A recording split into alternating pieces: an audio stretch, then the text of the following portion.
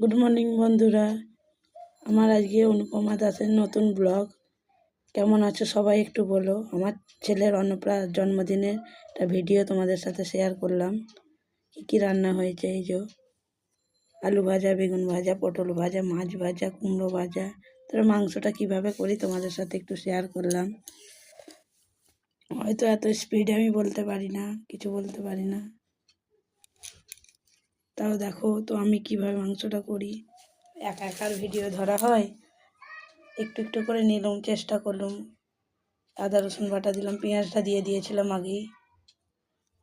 আমাদের সুমিতা দিদিভাই, আমাদের ভারতী দিদিভাই আমাদের সাহস দেয়, আমাদের সোনা দিদিভাইগুলো আমাদের সাহস দেয়। সবটাই ওই মানুষগুলোর জন্যই শিখছি আস্তে আস্তে। এতটা এসেছি যে শুধুই ওই মানুষ দুটোর জন্য, সুমিতা দিদিভাই, ভারতী দিদিভাই। মাংস দিয়ে দিলাম। তারপর আমার ফেসবুক বন্ধুরা তো আছেই আমার পাশে। ওই দুটো মানুষ আমাকে আগে এগুতে সাহস দিচ্ছে। এই যে কষা কষা হলো মাংসটা।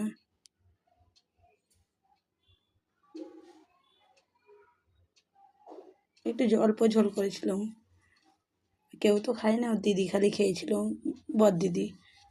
আর কাউকে কিছু বলিনি, এবছর করিই নি, বাস এইভাবে। এই যে ওর বাপি আশীর্বাদ করছে। তারপরে আমি আশীর্বাদ করব, এই যে আমি করছি।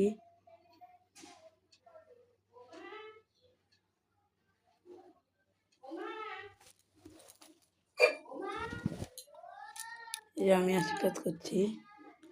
তারপর কাকিমা করছে।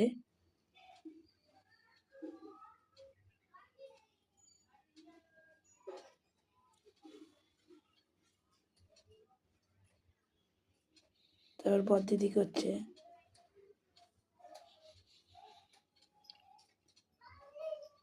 ও দিদি যখন করছে ধরে বেঁধে আশীর্বাদ করানো হচ্ছে।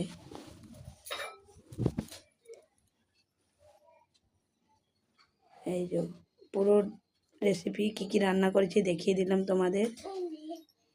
এই যে আমার বাবু মশাই বসে গেছে, আর আমার দিদির সাথে ভিডিওটা। অনেক ভালোবাসা পেয়েছি তোমাদের কাছ থেকে। এটা আমার মাসির মেয়ে, আমার থেকে অনেক বড়, কিন্তু আমরা বন্ধুর মতন।